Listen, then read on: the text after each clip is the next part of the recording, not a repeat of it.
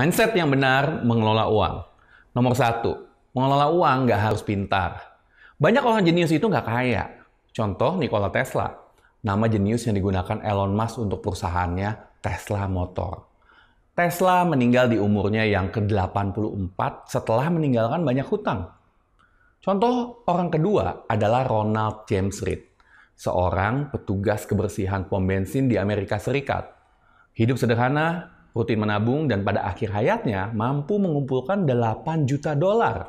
Kekayaannya sebesar 6 juta dolar disumbangkan ke rumah sakit dan perpustakaan di Amerika Serikat. Perbedaan nasib kedua orang ini bukan ditentukan oleh tingkat intelektual seseorang, tapi berdasarkan bagaimana perilaku seseorang mengenai uang. Ronald hidup sederhana dan mengatur uangnya dengan baik. Tesla hidup boros dengan tinggal di hotel sepanjang hidupnya. Kesuksesan keuangan bukanlah ilmu yang kaku, tapi lebih ke soft skill di mana perilaku kamu tentang uang lebih penting daripada seberapa banyak yang kamu tahu tentang uang. Pengalaman yang kita miliki sampai saat ini ternyata sangat mempengaruhi penilaian kita tentang uang. Ada contoh yang menarik. Orang yang lahir di keluarga pedagang cenderung berdagang. Dan orang yang lahir di keluarga pekerja cenderung untuk bekerja.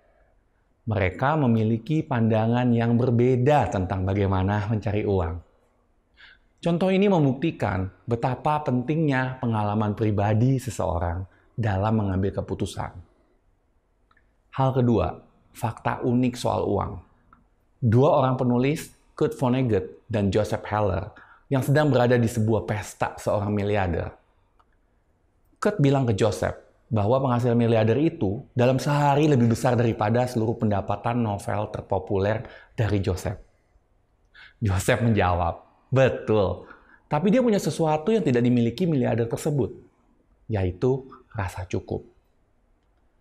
Membandingkan dengan orang lain adalah proses yang tiada akhir. Dan akan ada selalu orang di atas kita. Seperti kata pepatah, di atas langit pasti ada langit. Yang terpenting kita harus tahu rasanya cukup. Dan ini akan membuat kita menghindari perbuatan yang dapat membuat kita menyesal. Seperti Bernie Madoff, kasus terpidana Ponzi terbesar dalam sejarah.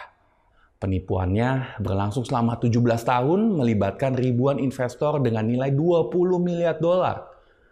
Anaknya bunuh diri karena malu. Madoff sendiri meninggal di penjara di bulan April 2021. Ini adalah contoh seseorang yang tidak pernah merasa cukup. Mereka membawa diri mereka ke tempat yang membuat mereka dan orang sekitar mereka celaka karena keserakahan. Perlu dipahami banyak hal yang tak sepadan dengan resikonya. Contoh, dalam mengejar kekayaan, kita dapat berisiko kehilangan reputasi, kebebasan, teman, keluarga, dan lainnya. Fakta lainnya adalah kekayaan itu adalah sesuatu yang kita tidak bisa lihat. Contohnya begini. Ketika ada seseorang naik mobil seharga 1 miliar, mungkin sih dia kaya raya, tapi fakta yang kita tahu tentang kekayaan dia adalah dia sudah menghabiskan uang sebesar 1 miliar untuk sebuah mobil. Sebuah pelajaran yang perlu diingat bahwa sebenarnya ketika orang bilang mau jadi miliarder, yang sebenarnya dimaksud adalah mau menghabiskan uang miliaran. Simpelnya, mereka mau gaya hidup hedon, eksis, glamor, dan keren. Pikirkan, apakah Anda mau dikelilingi uang tanpa dapat menggunakan uang tersebut? Tentunya tidak, kan?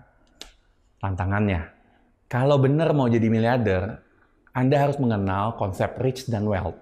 Kalau di Indonesia artinya kaya.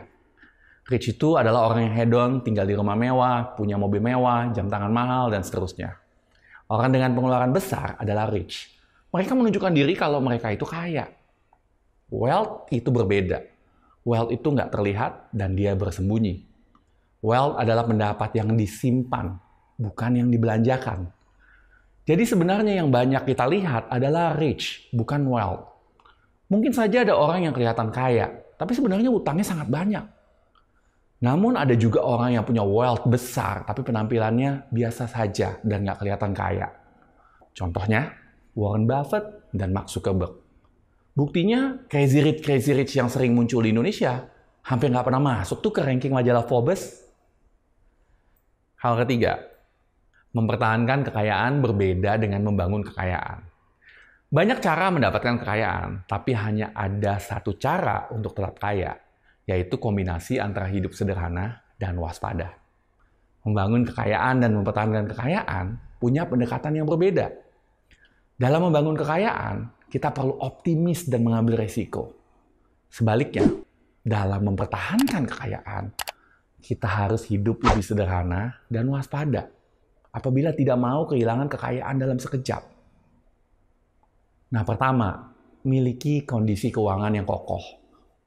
Pahami manajemen keuangan yang baik. Sebagai contoh, mengalokasi sebagian dana untuk investasi konservatif yang aman dan sebagian untuk yang agresif dan pengembangan.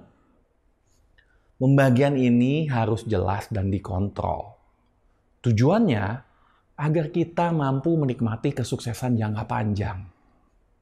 Kedua, rencana yang kita susun bisa saja gagal. Rencana yang baik harus bisa menyisakan ruang untuk kegagalan. Artinya kita harus selalu punya backup plan atau rencana kedua.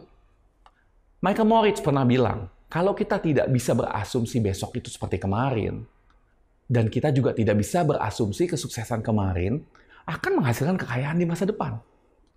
Sebagai contoh, kalau kita bikin perusahaan cryptocurrency seperti Bitcoin sekarang, apakah kita bisa sukses? Hampir pasti tidak. Karena di April 2021 membuktikan ada 10.000 jenis uang kripto di dunia ini. Dan kurang dari 10 jenis menguasai 80% dari market. Ketiga, optimis tapi juga waspada. Esensinya, kita harus optimis terhadap masa depan, tapi perlu waspada pada rintangan yang kita hadapi ketika menuju ke sana.